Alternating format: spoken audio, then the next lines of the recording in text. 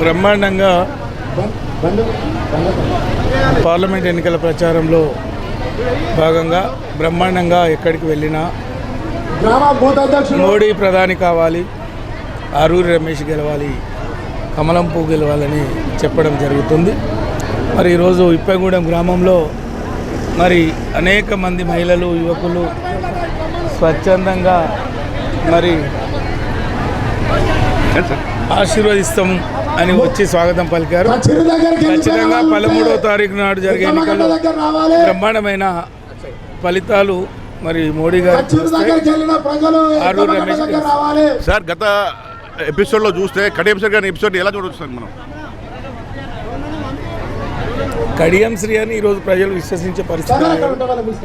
ఎందుకంటే వెన్నుపోటు పొడిచి కేసీఆర్కి వెన్నుపోటు పొడిచి మాలాంటి వాళ్ళని బయటికి పంపి బిడ్డ కోసం బీఫామ్ తీసుకొని మళ్ళీ కాంగ్రెస్లోకి వచ్చిన శ్రీహరి గారి కూతురును విశ్వసించే పరిస్థితులు లేరు. ప్రజలు డిసైడ్ అయ్యిండ్రు, ఈ దేశం భద్రంగా ఉండాలి అంటే, ఈ దేశం రక్షగా ఉండాలంటే మోడీ గారు కావాలంటే. గత 10 days నుంచి 15 daysకి సార్ బీజేపీ గ్రాఫ్ అనేది వరంగల్లో పీక్ వెళ్తుంది సార్. బ్రహ్మాండంగా పెరుగుతుంది. రేపు మోడీ గారి సభ తర్వాత ఇంకా బ్రహ్మాండంగా కూడా హైప్ వస్తుంది. ఎప్పుడో డిసైడ్ అయినారు అందరూ ప్రజలు, వాళ్ళు బయటికి రారు, సైలెంట్ ఓటింగ్ బ్రహ్మాండంగా మోడీ గారికి జరిగే ఎన్నికల్లో బ్రహ్మాండమైన ఫలితాలు వస్తాయి.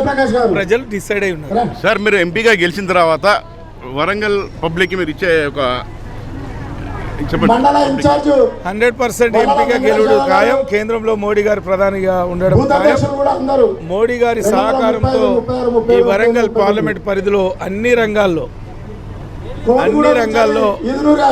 ఒక డిపిఆర్ తయారు చేసుకున్నాం, ఒక మేనిఫెస్టో తయారు చేసుకున్నాం. మరి అన్ని అంగులతో 7 నియోజకవర్గాల్ని దృష్టిలో పెట్టుకొని మరి ఎయిర్పోర్ట్ కావచ్చు, అండర్ రైల్వే సిస్టమ్ కావచ్చు, ఐటీ ఎక్స్టెన్షన్ కావచ్చు, టెక్స్టైల్ పార్క్ ఎక్స్టెన్షన్ కావచ్చు, లేదా ఇతరత్ర కావచ్చు, అన్నీ కూడా తీసుకొచ్చి ఈ జిల్లాలో ఉన్న, ఈ పార్లమెంట్ పరిధిలో ఉన్న నిరుద్యోగ యువతకు ఉపాధి కల్పించడం కోసం, మహిళలకు ఉపాధి కల్పించడం కోసం అనేక ఇండస్ట్రీ తీసుకురావాలి.